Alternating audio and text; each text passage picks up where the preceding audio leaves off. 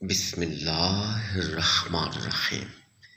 یا ذل جلالی والاکرام۔ سجدے میں جا کر صرف 21 مرتبہ پڑھیں، ہر مراد پوری ہو۔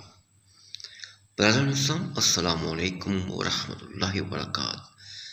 ہر فرض نماز کے بعد سجدے میں جا کر اول و آخر تین بار درود شریف کے ساتھ یا ذل جلالی والاکرام 21 مرتبہ پڑھیں اور پھر اللہ رب العزت سے دعا کریں۔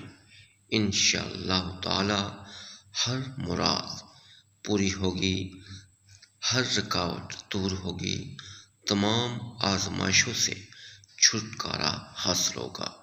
انتہائی مجرب اور آزمودہ عمل ہے اور انتہائی آسان بھی ہے، اس لیے کوشش کریں جو بھی لوگ مشکلات میں گھرے ہوئے ہیں وہ ایک تو نماز پنجگانہ کی پابندی کریں اور پھر ہر فرض نماز کے بعد اس عمل کی بھی پابندی کریں۔